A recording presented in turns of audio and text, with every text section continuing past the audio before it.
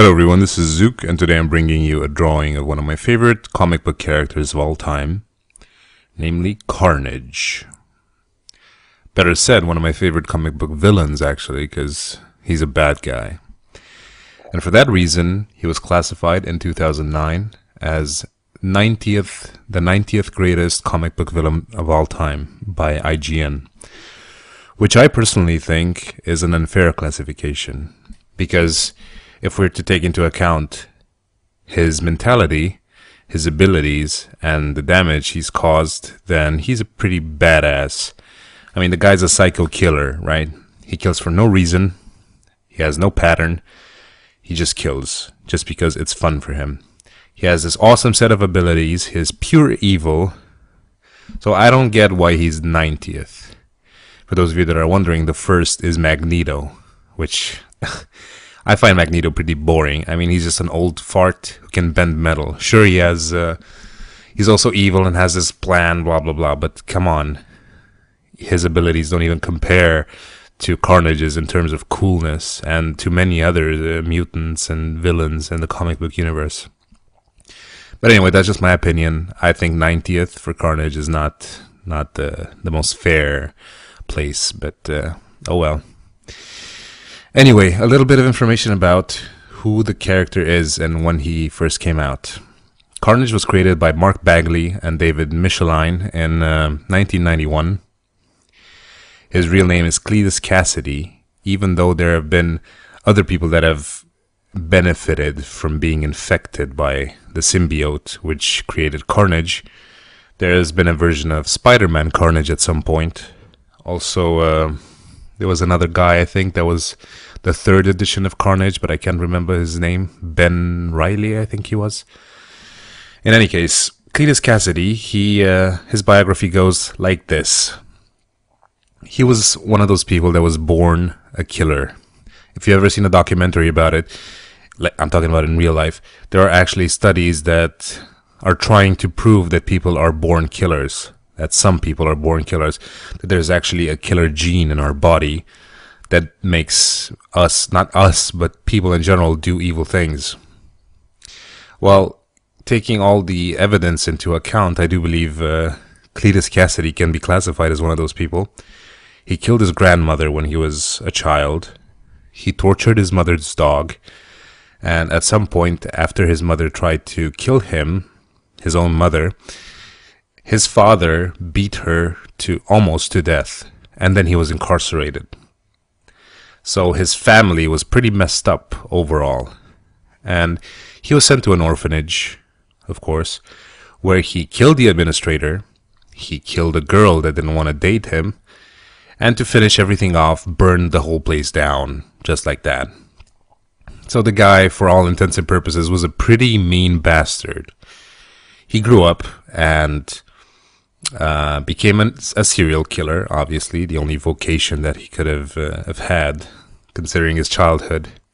He was eventually apprehended and incarcerated in Rikers Island Prison, I think it was the name, where he shared a cell with Eddie Brock, who you probably know as Venom.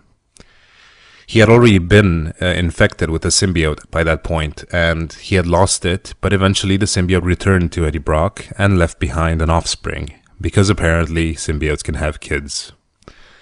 So the offspring infected Cletus, it went into his bloodstream, and formed Carnage. He broke out of there, he killed everyone, started killing all over the place, and then of course Spider-Man had to go after him. And because Carnage was so super strong, according to his biography, he had better abilities and he was stronger than both Spider-Man and Venom combined. And his powers were amplified by his own mentality. Cletus was the kind of guy that considered feelings of love and friendship are absolutely useless and futile, and the only true freedom which one can achieve is by mindlessly killing everything in sight. So he just killed because he liked to kill. And those are the most dangerous kinds of people. So he was captured and locked up, and he escaped, and he was captured and he escaped. So there was a whole lot of back and forth between Spider-Man and Carnage throughout the comic book series. Mainly because Carnage was so strong and he always managed to find allies. Every time he escaped, he found like a bunch of other mutants or whatever you want to call them that would aid his cause. So Spider-Man was kind of alone. At some point he had to form a partnership with Venom just to be able to capture Carnage. Now, his set of abilities, Carnage's that is, included, of course, superhuman strength, which everyone has in comic books. The ability to morph his members into weapons. By members, I mean hands and feet. The ability to launch projectiles at enemies from his symbiote flesh, so to say, which would harden and then evaporate after a few seconds, so they couldn't be used against him or anything. He also had the ability to see from every part of his body, not just his eyes, so he could see everything and anything that was coming towards him. He was immune to diseases. He also had a very high resistance to sonic waves, which was Venom's worst enemy, but not Carnage's. Carnage's, like, the thing that defeated Carnage was actually heat. And the thing that defeated Venom, or the symbiote, was sonic waves or sound. So Carnage was, he had a pretty badass set of skills. And I'm